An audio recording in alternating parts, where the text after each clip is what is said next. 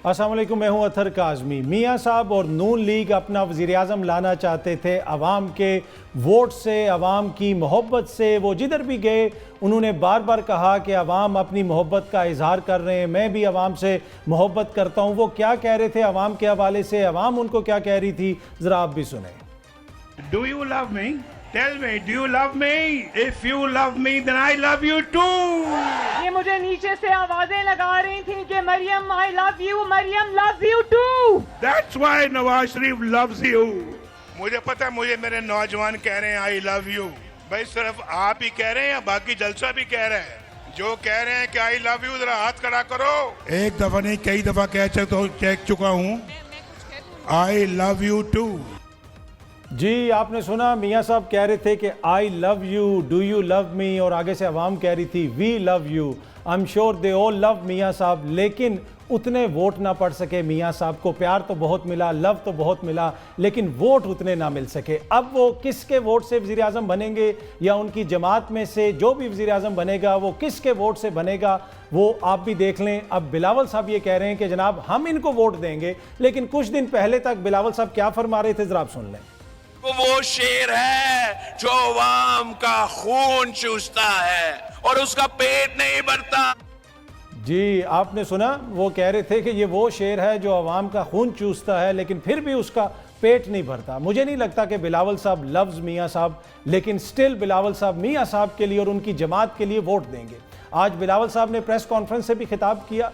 कुछ समझ नहीं आ रही थी कि वो कहना क्या चाह रहे हैं, या तो वो हुकूमत में आ रहे हैं या नहीं आ रहे। वो ये भी कह रहे थे कि हम इनको वोट भी देंगे लेकिन काबीना का हिस्सा भी नहीं बनेंगे, और जरदारी साहब जो है वो सदर के ओहदे के उम्मीदवार भी हैं। तो अब बिलावल साहब के वोट से या तो वो बनेंगे वज़ीर आज़म मियाँ साहब या उनकी जमात का कोई और बंदा, या फिर वो उन लोगों के वोट से वज़ीर आज़म बनेंगे जो किसी और के नाम पे वोट लेके आए हैं। ज़रा देखिए, लाहौर से जो एक शख्सियत शामिल हुई है नून लीग में, वो कुछ दिन पहले तहरीक इंसाफ के हवाले से क्या कह रही थी। चौधरी वसीम कादर, उम्मीदवार हल्का NA 121 पाकिस्तान तहरीक इंसाफ का सिपाही, मैं ये हल्फिया बयान देता हूँ कि अगर अल्लाह ताला ने मुझे हल्का NA 121 से जितवाया और उसकी आवाम ने, तो मैं इमरान खान साहब का वफादार रहूँगा। जी, आपने सुना, ये तहरीक इंसाफ का सिपाही चौधरी वसीम कादर। अब ये सिपाही किधर खड़ा है, ज़रा ये भी देख लें। मैं Waseem Qadir, general secretary PTI Lahore, अपने इलाके की डेवलपमेंट के लिए, अपने इलाके के लोगों के लिए मैं दोबारा मुस्लिम लीग में ज्वाइन कर लिया मैंने। जी, आपने देखा कि वो मरियम बीबी के साथ खड़े थे। तो अब जो वो लव यू वाली आवाम थी, अगर उनके वोट से वज़ीर आज़म नहीं बन सका, तो इस किस्म के वोटों से फिर कोई वज़ीर आज़म बनेगा। इस तरह की शख्सियात के हवाले से माजी में मरियम बीबी बड़ी सख्त बातें कर रही थी कि लोटों की जगह वॉशरूम में है, और सियासी लोटों से वो उनका ये मतलब था कि वो लोग जो अपनी सियासी जमात को छोड़ के दूसरों के साथ जाके शामिल होते हैं वो लोटे हैं, और वो एक तरह से तारीख़ के भी कूड़ेदान में जाते हैं और सियासत के भी कूड़ेदान में जाते हैं। लेकिन अब ये जो लोटा उनके साथ खड़ा था, अब ये यकीनन कोई बेहतर लोटा होगा, इसी वजह से उन्होंने उसको अपने साथ खड़ा किया था, यकीनन डेवलपमेंट के लिए खड़ा किया होगा। अब ये जो सारा इलेक्शन हुआ है, इससे पहले भी बहुत सारे दावे होते रहे, इस इलेक्शंस के दौरान भी बहुत कुछ होता रहा, जहाँ पे अवाम को लव यू कहा गया, अवाम ने भी आगे से लव यू कहा। उससे पहले कुछ दोस्त तो यहाँ तक कहते रहे कि जनाब फलाने की सियासत ख़त्म हो जाएगी, फलाने की सियासत हम ख़त्म कर देंगे, हम हुकूमत बनाएंगे। परवेज़ खटक साहब जो हैं, उनकी जमात भी खैबर पख्तूनख्वा में हुकूमत बनाने की ख्वाहिशमंद थी। वो क्या कहते थे, ज़रा ये भी सुन लें। खटक साहब, इंतखाबात के बाद खैबर पख्तूनख्वा में आपको किसकी हुकूमत बनती हुई नज़र आ रही है, और आपकी जमात आपको उस हुकूमत के अंदर नज़र आ रही है? कमाल करते हैं, मैं आया हूँ तो इस तरह तो नहीं है, हुकूमत हमारी बनेगी, अक्सरियत हमारी आएगी। जी, आपने सुना, वो कहते हैं कमाल करते हैं भाई, अगर मैं आया हूँ तो हुकूमत तो मेरी बनेगी। अब मुझे नहीं पता कि इस वक्त तक क्या सिचुएशन है, पर लगता नहीं है कि खैबर पख्तूनख्वा में परवेज़ खटक साहब की हुकूमत बन रही है। दूसरी तरफ जहांगीर तरीन साहब ने भी एक जमात बनाई, उस जमात के साथ जो हुआ, और जहांगीर तरीन साहब ने उसके बाद सियासत से ही हमेशा के लिए खैर बात कह दिया। अब एक और चीज़ जो इस वक्त हमारे सामने आ रही है वो ये है कि पाकिस्तान तहरीक इंसाफ ने ये अनाउंस किया है, ये ऐलान किया है कि खैबर पख्तूनख्वा में वो जमात इस्लामी के साथ मिलकर हुकूमत बनाएंगे, और वफाक में वो MWM के साथ इल्हाक करेंगे। गुज़िश्ता रोज़ हमारे साथ MWM के सरबरा अलामा राजा नासिर अब्बास साहब मौजूद थे। उन्होंने भी इस हवाले से कुछ इन्फॉर्मेशन हमारे साथ शेयर की थी और कहा था कि हम बिल्कुल किसी किस्म का हमारा कोई मुतालबा नहीं है, फिर भी हम तहरीक इंसाफ के साथ खड़े हैं। अब ये पता चल रहा है कि खैबर पख्तूनख्वा में जमात इस्लामी के साथ मिल के हुकूमत बनाई जाएगी। इस सिलसिले पर गुफ्तगू करने के लिए इस वक्त हमें ज्वाइन कर रहे हैं नायब अमीर जमात इस्लामी लियाकत बलोच साहब। सर बहुत बहुत शुक्रिया, थैंक यू सो मच हमें ज्वाइन करने के लिए। जी बहुत शुक्रिया जी काजिम साहब। अच्छा सर, अब तहरीक इंसाफ ये कह रही है कि आपके साथ गालिबन कोई अंडरस्टैंडिंग हो गई है, खैबर पख्तूनख्वा में आपके साथ मिल के वो हुकूमत बनाएंगे। क्या आप लोगों को कॉन्फिडेंस में ले लिया गया है? जी बिस्मिल्लाह, देखें पाकिस्तान तहरीक इंसाफ के साथ गुज़श्ता 2-3 दिनों से राब्ते टेलीफोनिक और मुख्तलिफ कायदीन के साथ मौजूद हैं और बुनियादी तौर पर तो यही था कि भी जब PTI के लोग आज़ाद जीते हैं, अवाम ने मैंडेट दिया है, हम उसका एहतराम करते हैं और इस वक्त वो एक मुश्किल में है और सियासी और जमहूरी अक़दार की हिफाजत के लिए अगर हम फैसिलिटेट कर सकते हैं तो उनके आज़ाद उम्मीदवार जमात में आए और हम ये गैर मशरूत हमारी पेशकश है। ठीक सर, जब और आप इसी तरह जब ये सारी बातचीत हुई है, अब फाइनली उन्होंने ये कहा है कि वो सिर्फ खैबर पख्तूनख्वा की हद तक जमात के साथ ये एक अरेंजमेंट करना चाहते हैं। अब मैंने उनकी लीडरशिप से यही कहा है कि भी आपकी तजवीज़ एक नई शक्ल में आई है तो इसकी बुनियाद पर जमात मुशावरत के बाद उन्हें आगाह कर देगी। ठीक है। अच्छा सर, पहले क्या वफाक के लिए भी बात हो रही थी और सिर्फ खैबर पख्तूनख्वा के लिए बात नहीं हो रही थी? या जो कंसेप्ट तो पहले यही था कि भी PTI और जमात के दरमियान इस तरीके से एक चीज तय पा जाए और ताकि ये जो एक सूरत हाल मौजूद है तो जमात इस्लामी का प्लेटफॉर्म क्या इस्तेमाल हो सकता है। तो हमने कहा कि ठीक है, हमारी सियासत अपनी जगह, लेकिन इस वक्त अगर आपको किसी रिलीफ की जरूरत है हम फैसिलिटेट कर सकते हैं, हम पूरी मुश्किली के साथ इसको फैसिलिटेट करने को तैयार हैं। और तो पेश नजर तो यही था कि भी ये कौमी सतह पर हो, लेकिन अब उन्होंने एक नई तजवीज दी है। अब इसी की बुनियाद पर हम मुशावरत के बाद उनको आइंदा कुछ देर बाद आगाह कर देंगे। ठीक है। वैसे इसमें कोई आपको रुकावट नजर आ रही है? मुझे पता है कि अभी आपने मुशावरत करनी है, जमात की सतह के ऊपर फैसला होगा, लेकिन आपकी जाती राय क्या है? कोई रुकावट इसमें आपको नजर आती है सिर्फ सूबे के लेवल पे? मेरा ख्याल है जी कि भाई आपके सामने ही है कि भाई अमीर जमात इस्लामी सिराजुल हक साहब ज़ाहिर है कि एक डिजाइन दिया है और हमने अपनी शूरा का इजलास भी बुलाया है। इंशाल्लाह सारी मुशावरत के अमल को हम जल्दी मुकम्मल कर। ठीक है। अच्छा सर, जमात इस्लामी की कोई ख्वाहिश होगी कि हमारा स्पीकर लाया जाए, हमारा ये लाया जाए या कोई मशीर बनाए जाए काबीना के अंदर, वो कोई इस फार्मूले पे भी आपने कोई बात की? नहीं, हमारे पेश नजर ये कोई सौदेबाजी नहीं है। ये तो एक इन द लार्जर सेंस है कि डेमोक्रेटिकली अगर हम जमहूरियत की पायदारी और हिफाजत के लिए एक नेशनल रोल अदा कर सकते हैं तो हमारा तो कॉन्सेप्ट यही है और इसी की बुनियाद पर ही हमने उनको ये फैसिलिटेशन के लिए तैयार है। ठीक है। अच्छा सर, अब ऑब्वियसली वफाक के अंदर भी हुकूमत बन रही है। हमने देखा कि बिलावल साहब कह रहे हैं कि हम काबीना में नहीं आएंगे लेकिन मियां साहब को वोट देंगे। तो अगर वफाक के अंदर कोई कोलेशन बनती है, बड़े लेवल के ऊपर एक वफाक में हुकूमत बनती है, तो उसमें क्या आप पीपल्स पार्टी या नून लीग के साथ बैठ सकते हैं? नहीं, मेरा ख्याल है कि हमारे पेश नजर ये नहीं है। हम किसी हुकूमत का भी हिस्सा नहीं बनेंगे और ना ही इसी तरह के किसी कोलेशन में शरीक होंगे, क्योंकि वफाक में जो अभी हाल ही में 16-18 माह हुकूमत रही है उसका हशर और उसकी सूरत हाल तो हम देख ही चुके हैं। तो इसलिए ना हम इस वक्त कौमी असम्बली में कोई हमारी नुमाइंदगी है और ना हुकूमत साजी में कोई हिस्सा लेना हमारे पेश नजर है। तो जिनको जीत मिली है, जैसी भी मिली है, हुकूमत साजी उनका ही आका है। ठीक है। अच्छा सर, ऑब्वियसली अब आपके अपने अमीर ने रिजाइन कर दिया है, जमात के अंदर भी इंतखाबात होंगे, क्या आपका नाम भी, आप भी उसमें हिस्सा ले रहे? नहीं, जमात में तो कोई कैंडिडेचर नहीं होती और ना ही हमारी कोई ऐसी ख्वाहिश है। बाकी ज़ाहिर है जमात एक दस्तूर के मुताबिक काम करती है और जमात इस्लामी की अमारत की जो मुद्दत है वो 5 साल मुकम्मल हो रहे हैं और दस्तूर के मुताबिक अमारत जमात के इंतखाब का प्रोसेस जारी है और उम्मीद है इंशाअल्लाह मार्च के आखिर तक वो मुकम्मल हो जाएगा। ठीक। और अप्रैल में नए अमीर अपने मनसब का हल्फ उठाएंगे। ठीक है। अच्छा सर, कराची में आपकी जमात ने बड़ा वोकली जो इंतखाबात हुए हैं उनके ऊपर एतराज़ात किए हैं कि वहाँ पे बड़े पैमाने पे धांधली हुई है, तो ओवरऑल आप लोगों का इन इंतखाबात के हवाले से क्या मौक़िफ़ है? ये किस हद तक इसमें धांधली हुई, कुछ मखसूस जगहों पे कुछ मुश्किलात हुई, या आप इस सारे अमल को मशकूक समझते हैं? अब ये तो बिल्कुल एक दीवार पर लिखा है और सब इस बात को जान रहे हैं कि भाई इंतखाब तो हो गया, यह आइन जमहूरियत की एक फतह और ज़रूरत थी, लेकिन पोलिंग डे के इख्तिताम के बाद से जो मुसलसल नताइज आ रहे हैं वो मुतनाज़ा भी हैं, मशकूक भी हैं और उन पर एतराज़ात भी मौजूद हैं।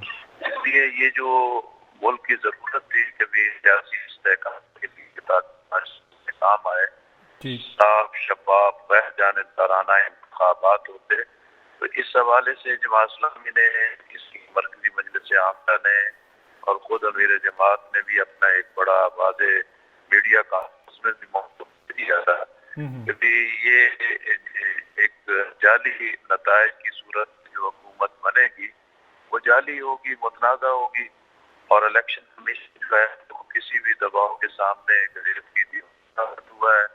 और दो चीजें होनी चाहिए कि भाई इलेक्शन कमीशन अपनी नाकामी को तस्लीम करे और मुस्ताफी हो। ठीक है। और दूसरा ये है कि भी निगरान हुकूमत इंतखाबात पर एतमाद पैदा करने के लिए सुप्रीम कोर्ट में रेफरेंस के लिए चीफ जस्टिस को लिखें ताकि आज़ाद रह जानिबदाराना अदालती कमीशन बने जो फैक्ट फाइंडिंग करे और जितने भी एतराज़ात हैं वो पूरी कौम के सामने आए कि भी अमलन इलेक्शन के साथ हुआ क्या है। ठीक है। अच्छा सर, ब्रीफली अगर आखिर में आप बता सकें कि क्या आप खुद भी सुप्रीम कोर्ट जा सकते हैं, जमात ये फैसला कर सकती है कि इस मामले को लेकर जाया जाए? नहीं, हमारे पेशे ऐसा नहीं है। ठीक है। लियाकत बलोच साहब, बहुत बहुत शुक्रिया, थैंक यू सो मच हमें ज्वाइन करने के लिए। आपने जिस तरह सुना शुरू में बिलावल साहब जो हैं वो मियाँ साहब के हवाले से क्या कुछ कह रहे थे, लेकिन अब अपनी प्रेस कॉन्फ्रेंस में उन्होंने कहा है कि वो नून लीग को सपोर्ट करेंगे, उसके उम्मीदवार को सपोर्ट करेंगे। ये क्या मामला है, आखिर ये तमाम तब्दीली कैसे आई, इस तरह उनका दिल क्यों तब्दील हो गया? अवाम तो लव यू कह रही थी, बिलावल साहब का दिल किस तरह बदला? इस पर गुफ्तगू करने के लिए हमारे साथ मौजूद हैं पाकिस्तान पीपल्स पार्टी के रहनुमा नदीम अफजल चंद साहब। ये कैसे आप लोगों ने फैसला कर लिया कि नून लीग के वज़ीर-ए-आज़म को आप लोग वोट देंगे? देखें जी, इस वक्त मुल्क में जो हालात हैं इलेक्शन के बाद, और इलेक्शन पे भी बड़े सवालात उठ रहे हैं और मुल्क में एक क्योस था, एक कन्फ्यूजन थी। तो इन हालात में सबसे बड़ी पार्टी तो इंडिपेंडेंट थी और पीटीआई, अगर वो भी कहे कि हम किसी से बातचीत नहीं करते और बाकी दो जमातें जो सिंपल मेजॉरिटी जिनके पास थी, जिनके पास मैक्सिमम सीटें थी, पीपल्स पार्टी और नून, तो पीपल्स पार्टी ने बजाय अपना कैंडिडेट पुट करने के हमने विड्रॉ किया। हमने कहा ठीक है, लेकिन उसके बाद हमारे पास और ऑप्शन को नहीं बचती थी इस मुल्क में स्टेबिलिटी लाने के अलावा, या बड़ी चीजें अपना वो प्रेस कॉन्फ्रेंस सुनी होगी चेयरमैन बिलावल की, बिल्कुल, तो फिर यही सूरत हाल बचती थी हमारे पास।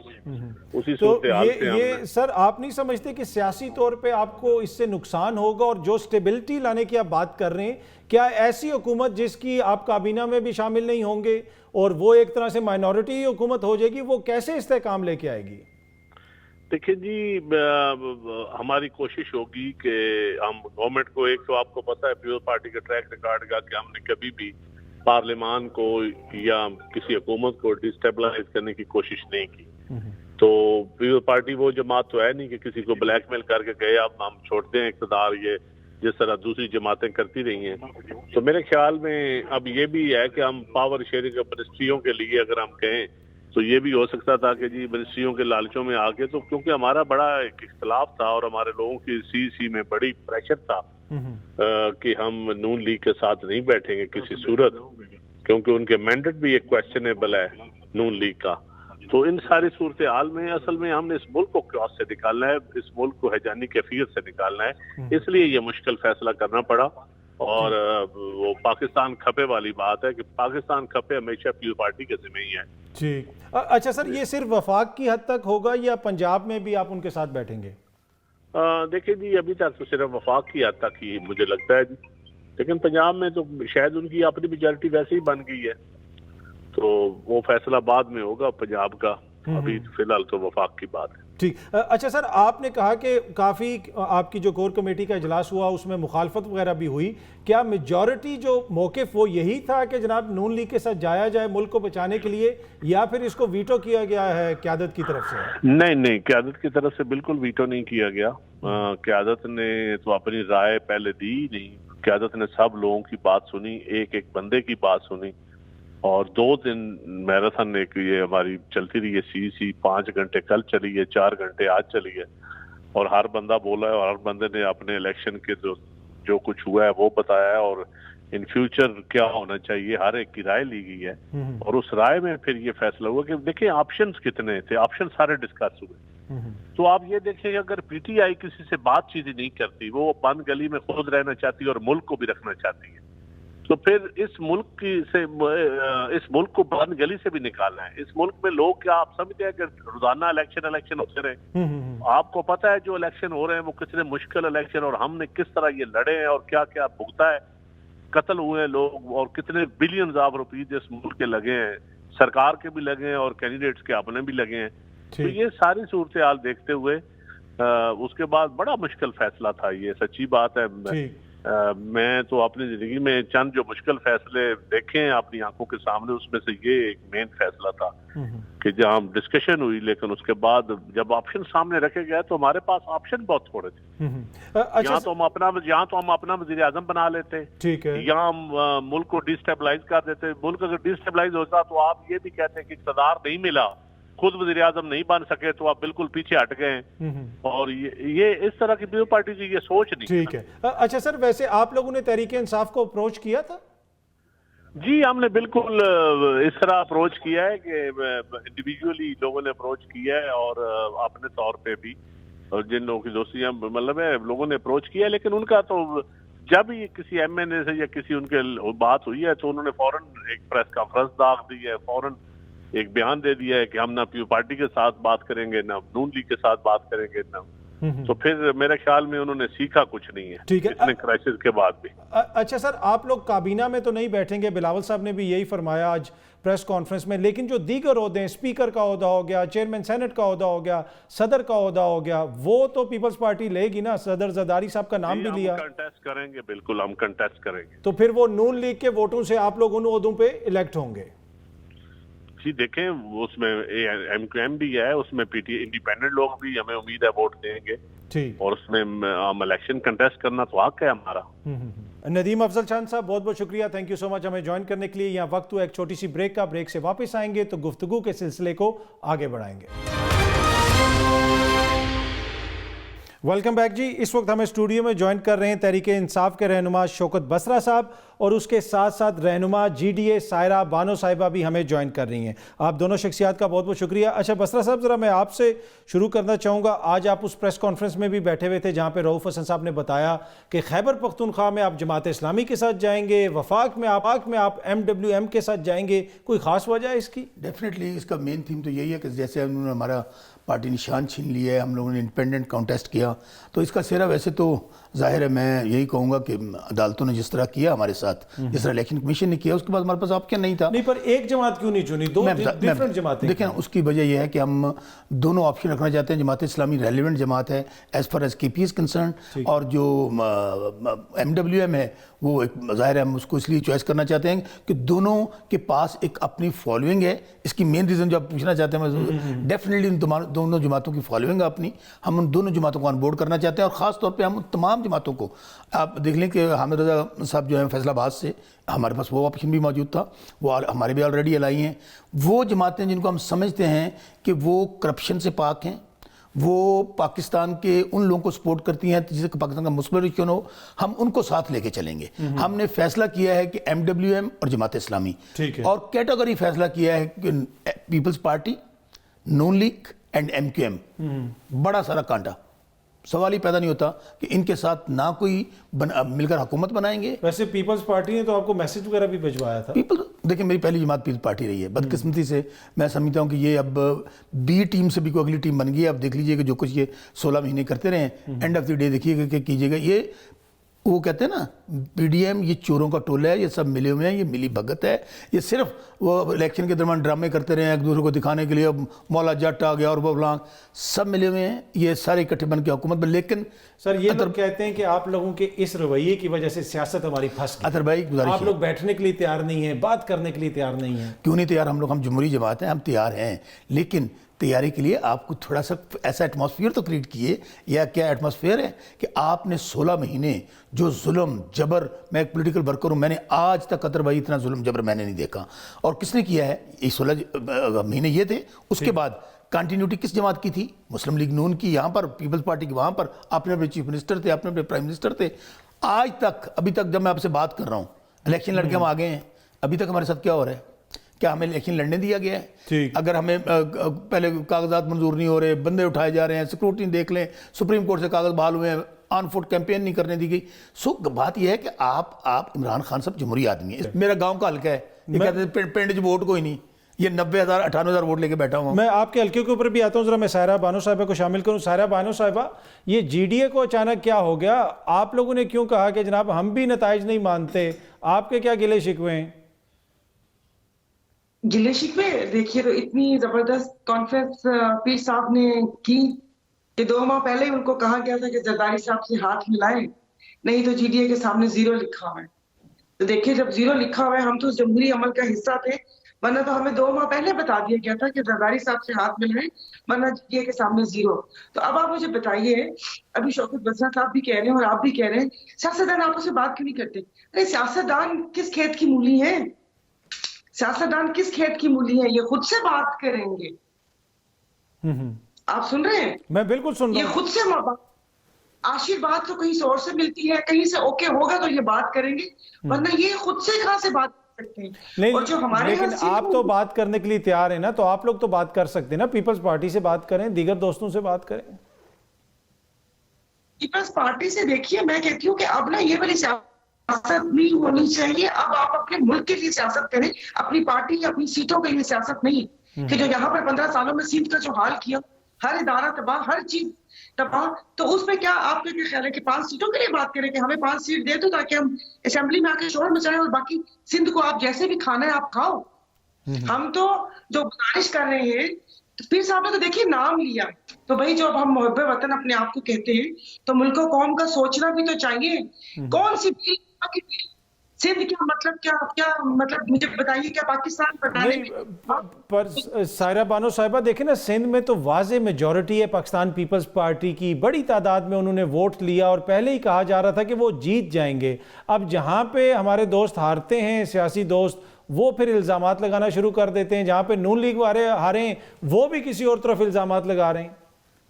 मैं तो कह रही हूँ कि मेरा तो आपसे राब्ता नहीं था, सिर्फ आप आके मेरे हल्के की कैंपेन कर लेते और वो इलेक्शन वाला दिन देख लेते कि किस तरीके से कि जो इन्होंने मोबाइल सिग्नल्स बंद किए हुए थे और जो पुलिस की मोबाइल है वो अपनी वॉकी टॉकी के ऊपर लोगों को सिग्नल्स दे रहे थे कि ये पोलिंग स्टेशन खाली है, ये पोलिंग स्टेशन खाली है। ARO से लेकर DR, जो पूरा बल्दिया का, जो उनकी TMO, UC, नाजिम, ये सबने मिलकर इलेक्शन लड़ा है, कैंडिडेट ने थोड़ी लड़ा है। और यही करती है पीपल्स पार्टी कि अपने ये जो घोस्ट नौकरियां दी गई हैं, 15 साल में कितने खानदानों को नवाजा होगा? क्या उन्होंने पे बैक नहीं कर? पूरे खानदान इन्होंने CSS में, आपने देखा तो है कि किस तरीके से यहाँ पर एग्जाम भी होते हैं। अब प्लीज अब आप ऐसी बात करें। अच्छा, इसमें देखें ना सायरा बानो साहिबा, आज मुराद अली शाह साहब ने भी फरमाया कि GDA ने पीर पगाड़ा साहब को हाईजैक कर लिया। GDA ने तो क्या भाई, वो आप ही के सिंध के लोग हैं ना, उसमें तो बहुत सारे लोग आप ही की पार्टी में थे, आप लोगों की पार्टी में थे, क्या हाईजैक कर लिए जो आप लोगों ने? हाँ, यही तो कहा गया था कि GDA तोड़ दें, मुस्लिम लीग फंक्शन को 4 सीटें मिल जाएंगी, GDA को छोड़ दें। तो GDA ने क्या भाई किया? तो जब आपने अब मतलब कि कोई चांस नहीं है कि आप सिंध की हद तक भी हुकूमत के साथ बैठ सकें, कोई मुशावरत हो सके? बिल्कुल ही आप लोगों ने एकदम से, जिसे कहते हैं कि तमाम राब्ते वगैरह बिल्कुल ख़त्म कर दिए हैं। देखिए अब ये तो जो भी हतमी फैसला होगा पीर साहब का, मेरे ख्याल में पीर साहब ने जो कल प्रेस कॉन्फ्रेंस हुई थी वही उनका हतमी फैसला होगा। और 2 सीट्स लेकर वहाँ पर क्या करना था, एक बात किस तरीके ठीक है, मैं जरा सायरा बानो साहब आपकी तरफ आता हूँ। बसरा साहब, सायरा की बात को आगे बढ़ाते हुए देखें, आपने ये इलेक्शन किस लिए करवाते हैं हम कि सियासी इस्तेकाम आ जाए। जब तक सियासी इस्तेकाम नहीं होगा माशी इस्तेकाम तो नहीं आ सकता, सवाल ही बात नहीं होता। क्या इस झुल्लू और फ्रॉड इलेक्शन के जरिए इस्तेकाम आ जाएगा? दूसरी बात, आप कह रहे हैं बात नहीं करते, आपने इलेक्शन के दौरान अभी जो सायरा बात कर रही हैं, हम सारे अपने अपने कॉन्स्टिट्यूंसी में काम कर रहे हैं। ये तो तहकीकात होंगी तो पता चलेगा ना। आपने बात कर ली, मैं इलेक्शन में लड़के आया ना, अगर मेरे इलाके का डीपीओ, डीसी, एससी, पटवारी, एसएचओ, थानेदार वो हमारे बंदों को मार रहा है, पर्चे दे रहे हैं, कैंपेन नहीं चलाने दे रहे, इससे आगे चले जाएं। इलेक्शन पोलिंग डे वाले दिन जब आपने मेरे इलाके के लोगों का मैंडेट छीन लिया, उन्होंने वोट डाला शौकत बसरा को, वोट डाला इमरान खान को, वो निकले जाके नवाज शरीफ साहब के पास, वो निकले जाके पीपल्स पार्टी के पास, वो निकले जाके एमक्यूएम के पास। मुझे बताएं, क्या इस माहौल में इनसे बात करें कि जिन लोगों ने जुल्म जबर जो है 16 महीने से कर रहे, इलेक्शन में करवाया, अब करवाया, किस तरह बात करें? ठीक है, किस तरह हमें और कितना? अच्छा दूसरी बात, या तो ये अवाम के अंदर हो ना, इन्होंने सब कोशिशें करने के बावजूद, मैं गारंटी से बात करता हूं 170 सीटों से ऊपर सीटें थी पीटीआई की। आप मैं अपने की बात, अपने जिले की बात कर देता हूं, सबसे पसंदीदा जिला भावलनगर, वल्लाह बा खुदा लोगों ने इतना वोट डाला है, 4 दिन लग गया इनको मेरा हल्का सीधा करने के लिए कि कहां हमने टेम्परिंग। मैं जरा आपके हल्के के ऊपर आता हूं, लेकिन खैबर पख्तूनख्वा में अली अमीन गंडापुर साहब को खान साहब ने नामजद कर दिया। अगेन सिग्नल ये दिया जा रहा है कि जी हम मुजामत की सियासत करेंगे। वो जो लोग उम्मीद कर रहे थे कि आप कोई मिल बैठ के बात करेंगे, कोई चीज़ों को जोड़ने की बात करेंगे, ये क्या पैगाम दिया गया है अली अमीन गंडापुर साहब? पहली बात तो मैं अली अमीन गंडापुर को ज़ाती तौर पर मैं खराज तहसीन पेश करता हूँ। शेर का बच्चा है। आपको पता है कि जब 3 लोग शहीद हुए थे पहली बार, तो खान साहब के साथ कौन खड़ा रहा था? भागा नहीं, वो अली अमीन गंडापुर था। देखिए इस वक्त जो माहौल है, माहौल में आपने क्या करना है? सबसे ज़्यादा आपको दिलेर आदमी चाहिए, वो आदमी चाहिए जो इस वक्त जो सियासत हो रही है, मैं खुद भी बतौर एक पीटीआई के वर्कर के मैं मुतमिन नहीं हूँ जिस अंदाज में हमें चीज़ों को आगे लेके जाना चाहिए, नहीं लेके जा रहे हम लोग। देखिए और इससे बड़ा जुल्म क्या होगा? तो मेरी नज़र में वर्कर आदमी है, ग्रास रूट लेवल का वर्कर है, और इसको जज किसने करना है? इमरान खान जो आज जेल के अंदर बैठे हैं, अभी भी इनको नहीं पता दूध पीने वाले कौन है, खून देने वाले कौन है। बिल्कुल एग्री नहीं करता। ठीक है, यहाँ वक्त तो एक छोटी सी ब्रेक का, ब्रेक से वापस आएंगे तो देखेंगे कि हलकों की जो सियासत हुई और उसके बाद फिर इंतखाबात हुए, उसके हवाले से भी मुख्तलिफ किस्म के तहफ़्फ़ुज़ात का इज़हार किया जा रहा है। लेकिन जो बसरा साहब का हलका है वो बहुत ही मुनफरिद है। उसकी क्या वजह है वो आपको बताते हैं एक छोटी सी ब्रेक के। Welcome back. बसरा साहब मैं आपके ऊपर आता हूँ, लेकिन पहले सायरा बानो साहब आपसे भी मैं ये पूछना चाहूँगा, अब अली अमीन गंडापुर साहब का नाम सामने आ गया, यहाँ आ रहा है कि बहुत ज़्यादा डिवीज़न हो गई है, अब हमने मामलात को जोड़ना है। तो आपको लगता है कि तहरीके इंसाफ वो मुफाहमत की तरफ जा रही है जिसकी तरफ उनको जाना चाहिए, जो वो फैसले कर रहे हैं वो दुरुस्त फैसले हैं? देखिए आप सारी चीजें मुफाहमत, यकजहती सारी एक जमात से क्यों एक्सपेक्ट करते हैं? आप गंडापुर साहब के नाम पे मैं अभी सोशल मीडिया भी देख रही थी, तो मोहसिन नकवी साहब कौन है? ये जो काकर साहब को मुसल्लत किया गया है, जो सो कॉल्ड सहाफी एक सोलंगी साहब थे, वो आके बैठे हुए व्हाट्सएप पे जमाल शाह साहब को लगा दिया। उसके बाद बलूचिस्तान में वो जो छोटा सा बच्चा स्कूल क्लास बंक की थी और उसको आपने वजीर लगा दिया। क्या इन सबको देखते हुए कोई भी जमात अली अमीन गंडापुर साहब पर उंगली उठा सकती है? जो मोहसिन नकवी साहब ने किया गैर कानूनी और गैर आईनी वजीर आला बनकर, अब तो वो अपने नाम के साथ निगरान भी नहीं लगाते, और जिस तरीके से 9 मई के ऊपर वो फतवे दे रहे हैं, और जिस तरीके से आईजी पंजाब का एक शर्मनाक किरदार रहा है पूरे इन 16 महीनों में, उसके बाद आप कहते हैं कि मतलब कोई फरिश्ते लेकर आ जाए पीटीआई और आके वो मुसल्लत कर दे कि फरिश्ते हो तो माफ कर दे, और उसके बाद वो बिल्कुल सीधी सीधी चले, उसकी पूरी जो मुनकर नकीर का जो रजिस्टर है वो भी साफ हो। खुदा करे जो अपने मुसल्लत किए हुए लोग हैं, एक एक इदारा देख लें। जो बदिंजो साहब आए थे बलूचिस्तान में, जिनको 3 दिन बाद जाता था लात मार के, वो सब कुछ भूल गए आप लोग। और उसके बाद जो सियासत में बहुत सारी चीज़ों को भूलना भी पड़ता है, चीज़ों को आगे भी लेके जाना पड़ता है। मैं आपके पास आता हूँ सायरा बानो साहबा, लेकिन बसरा साहब आपका जो हल्का है हारूनाबाद वाला है NA 163, आप आज इलेक्शन कमीशन गए हुए थे, पटिशन लेके जनाब के मुझे हराया गया, लेकिन इसमें जो मुनफरिद और दिलचस्प चीज़ ये है कि बसरा साहब के साथ नून लीग का उम्मीदवार भी वहां पे पहुंचा हुआ था और दोनों मिलकर ये कह रहे हैं कि हमारे साथ ज्यादती हुई है। सर ये तो अजब ही होगा। पहली बात तो जो कुछ झुल्लू इलेक्शन पूरे मुल्क के अंदर हुआ है वो तो हुआ है, लेकिन मैं जो मेरे हल्के की बात की, पहली बात मैं जो बात कहूँगा अल्लाह को हाज़िर नज़र जान के कहूँगा। अतर भाई मेरे पास इस वक्त तमाम फॉर्म 45 की पूरी बुक मौजूद है जिसके ताबे मैंने बात स्टार्ट की है, मेरे पास वोट्स मौजूद हैं। सूरत ये हुई है कि वहाँ पर 3 मेन पार्टीज़ थी। PTI ने अल्लाह ताला करम के बाद इमरान खान साहब ने ट्रस्ट किया, मुझे टिकट दिया और सुप्रीम कोर्ट से मेरे कागज़ बहाल हुए। टोटल 8 या 9 दिन थे, कैंपेन भी नहीं करने दिया, एयरपोर्ट नहीं जाने दिया गया, शौकत बसरा पे कर्फ्यू था वहाँ पे। दूसरे थे कैंडिडेट मुस्लिम लीग नून के नूरुल हसन तनवीर, तीसरे थे ज़िया लीग के इजाजुल हक। अल्हम्दुलिल्लाह अतर कायम साहब जब रिजल्ट अनाउंस हुआ तो मेरे पास एक फॉर्म मौजूद, आई गॉट 97,000 वोट्स। ठीक है, मेरे पास ये आपका दावा है? दावा नहीं है मेरा विद रिकॉर्ड दावा है। और बात तब तक तो दावा है ना जब तक इलेक्शन कमीशन इसके ऊपर अब इलेक्शन में मैं जो बात कह रहा हूँ अल्लाह ना को हाजिर नाजर जानकर कह रहा हूँ, अपने 45 फॉर्म के मुताबिक कह रहा हूँ, और वही दावा वो कर रहा है मुस्लिम लीग नून वाला, ये सिर्फ मैं नहीं कर रहा। इंटरेस्टिंग बात, दोनों कह रहे हैं कि जी ये इंटरेस्टिंग है कि मुस्लिम लीग नून हमारी मुखालिफ जमात है ना, एक दूसरे के खून के प्यासे हैं, उनका हमारे से बनती नहीं है, वो बेचारा पीट रहा है। अब ये मेरे पास तमाम पोलिंग का रिजल्ट है जिसके मुताबिक 96,710 वोट मेरे, ठीक है, 74,333 वोट नूरुल हसन तनवीर जो मुस्लिम लीग नून का उसके हैं, ठीक है, इजाजुल हक के वोट हैं 58,822। अब हुआ पूरे पाकिस्तान में जो मॉडल मुझे नजर आया कि दूसरे वाले को पहले करते रहे, दूसरे वाले को जिताते रहे, यहाँ पे तीसरे वाले का नोटिफिकेशन कर दिया है। तो आप ये कह रहे हैं कि बड़े पैमाने पे यहाँ पे बड़े पैमाने पे क्या मेरे भाईजान, मैं तो आपको फॉर्म 45 ही असल में ना इन्होंने फॉर्म 47 के नीचे तो फॉर्म 45 ही होगा। इन्होंने धांधली करनी थी 45 में, ये कर बैठे 47 में, इनको समझ नहीं आएगी करनी। पर अब देखें ये एक तो आपको इलेक्शन में ये कमीशन में ये साबित करना पड़ेगा, अदालतों में भी आप जा सकते हो। दूसरी बात, राना सनाउल्लाह साहब हार गए, आपके मियां जावेद लतीफ साहब हार गए, जहां पे यानी कि आते हैं वहां पे आपको कोई इशू नहीं, खैबर पख्तूनख्वा स्वीप कर दिया, बसरा साहब को कोई इशू नहीं है। सर एक आधा हल्का आप हार गए होंगे। ये सिर्फ 5-7 नाम बताने के लिए, देखें जी वो बड़ा नाम हार गया, जीता कौन सा है, वोटों से कौन जीता है। मैं गारंटी से लाहौर पूरा जो स्वीप हुआ है, रातों रात रिजल्ट चेंज कर दिया गया। मैं अपने हल्के की फिर चैलेंज से और हल्फ पे बात करता हूं, और मैं चैलेंज देता हूं आपके प्रोग्राम में इजाजुल हक को, आप नूरुल हसन तनवीर को, हम तीनों को बुलाएं, और अगर मैं साबित ना कर सकूं मैं आपके प्रोग्राम में हार उनके गले में डालकर उठूंगा। फिर कहता हूं कि इलेक्शन कमीशन ने आज हमें स्टे दिया है, हमें इंसाफ चाहिए, और मैं खुद एक वकील हूं, ये सीट मेरे हल्के की अमानत है, 10 लाख लोगों ने अमानत सुपुर्द की है इमरान खान की और मेरे हवाले, आखिरी सांस तक लड़ूंगा और इंसाफ लूंगा। ठीक है। अच्छा सायरा बानो साहिबा, अब आपकी जमात आगे किस तरफ जा रही है, आप लोग सियासत को किस तरफ लेके जा रहे हैं? हम किस तरफ लेके जा रहे हैं जी? अब इसलिए कि कहीं ना कहीं तो आपको जाना पड़ेगा। सायरा बानो हमारे साथ ही आना और कहाँ आना है, इनके साथ भी जुल्म हुआ है, इनके साथ भी ज्यादती हुई है, हमारे साथ ही आएंगे और कहाँ जाना है, मजलूम हम सब इकट्ठे होंगे। अब तो देखिए ना, हम तो इस इलेक्शन को मान ही नहीं रहे।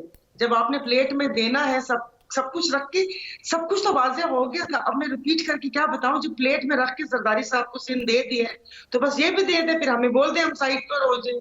फिर नहीं, पर जरदारी साहब ने तो आज दोबारा पाकिस्तान खप्पे का नारा लगाया और कहा है कि मियां साहब को हम वजीर आजम बनवाएंगे या उनकी जमात से वजीर आजम बनवाएंगे। उफ मेरे खुदा, देखिए हम अपने बच्चों को आने वाली नस्लों को क्या सिखा रहे हैं कि बस एक दूसरे के खिलाफ बकबक करो, फिर उसके बाद मुल्क के मसीह और मफाद में सब आपस में जुड़ जाओ। जो कैंपेन चली थी इन 2 पार्टीज की, वो आपने भी सुनी और मैंने भी सुनी कि किस तरीके से बात कर रहे थे। खैर वो तो 16 माह पहले भी एक दूसरे को लड़काना की गलियों पे घसीट रहे थे और पेट फाड़ रहे थे, मगर खुदा जाने ये कौन सा मुफाद है, क्योंकि बाखुदा इसमें मुल्की मुफाद नहीं है। लेकिन अब इनको लाने वालों को भी सोचना चाहिए कि इससे मौशी इस्तेकाम नहीं, अदम इस्तेकाम है। सरमायाकारी की हमें लॉलीपॉप पकड़ाई हुई है पिछले 16 महीने से, सरमायाकारी आ रही है, सरमायाकारी आ रही है, लोग अपना सरमाया बेचकर इस मुल्क आ रहे हैं, बाहर से कौन आएगा। ठीक, वैसे मुस्तकबिल का लाएअमल क्या है, अगर ब्रीफली आप बता सकें आप लोगों का? तो मुस्तकबिल का देखिए, अब जुम्मे को हम लोगों का धरना है और फिर उसके बाद ही देखते हैं कि क्या होता है। वैसे तो खुदा जाने साहब ने कलीम साहब वो पीर साहब को फोन किया है, अब मुझे नहीं पता कि वो किसका पैगाम रसा रहे हैं, रसा मतलब सिंधी में कि किसका पैगाम पहुंचा रहे हैं। मुझे तो गवर्नर पे तहफ्फुज़ कि ऐसे उसको उनको गवर्नर लगा दिया। अब मुझे नहीं पता कि वो क्या पैगाम पहुंचा रहे हैं, क्या बताना चाह रहे हैं कि जी आप 2 सीटें रख लें, 3 आपको और मिल जाएंगी, 2 ऊपर की मिल जाएंगी, या कोई ओहदा मिल जाएगा, मुझे नहीं पता। ठीक है। अभी एक बात अच्छा बसरा साहब, किस तरफ लेके जा रहे हैं सियासत को, मुस्तकबिल का क्या लाया? इस इलेक्शन के नतीजे में कोई स्टेबिलिटी नहीं आएगी।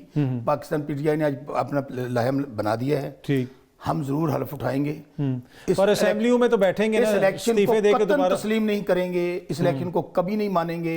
असेंबली के अंदर भी, असेंबली से बाहर, खैबर पख्तूनख्वा में आपकी हुकूमत बन गई, फिर इलेक्शन को कैसे नहीं मानेंगे? असेंबली के बाहर भी जिस दिन चाहेंगे केपी में हुकूमत बनाए, हमारे भी लाना ना, जिस दिन चाहेंगे असेंबली तोड़ देंगे। सर खुदा दा खौफ करो। मैं बता देता हूँ, मैं लाइवल बता देता हूँ, ये खान साहब को कितने देर अंदर रख लेंगे? 6 महीने और रख लेंगे। ये असेंबली चल ही नहीं सकती जब तक, मेरी बात सुन लें, सर हमने मुल्क को भी चलाना है, मुल्क चलाना है, सब पाकिस्तानी। अच्छा, मुल्क किस तरह चला सकते हैं? आपकी सियासत, मेरी सहाफत, ये सब इस मुल्क से वापस। काज़मी साहब, मुल्क को भी तो आगे लेके मुल्क किस तरह चलाएंगे आप? जब आप पाकिस्तान की सबसे बड़ी पार्टी जो 70-80% है, जब वो लोग नहीं खड़े होंगे आप असेंबली के साथ, जिसको मैंडेट, तो किस तरह चला लेंगे? इसलिए आपको एक दफा फेयर एंड फ्री इलेक्शन करवाना होगा। मैं आज भी यकीन से कहता हूं, आप फेयर एंड फ्री इलेक्शन करवा लें। मैं पॉलिटिकल वर्कर हूं, लिख लें ये असेंबली, अगर 1 साल में लिख देता हूं, 1 साल से ऊपर चल जाए तो मुझे पकड़ लीजिएगा। सारा बानो साहब, क्लोजिंग कमेंट प्लीज। सॉरी, अच्छा बस देखिए, किसी एक को अपनी अना से पीछे हटना पड़ेगा, वरना ये मुल्क के लिए सूरत हाल नहीं है। जैसे आपने बोला है, मुल्क होगा तो हमारी सियासत भी और हमारी जमातें भी हैं, और हम यही चाहते हैं। हमारा भी हमारे एहतजाज का मकसद ये है कि जिन लोगों ने यहाँ पर सिंध में जो एंटी पीपल्स पार्टी, उनके वोट का भी एहतराम किया जाए, और वो करें जो मुल्क के लिए बेहतर हो, और सबके वोट का एहतराम किया जाए और एक दूसरे का भी एहतराम किया जाए, क्योंकि ये मुल्क के लिए जरूरी है। कल अगेन आप लोगों से इसी टाइम पे मुलाकात होगी। Thank you very much.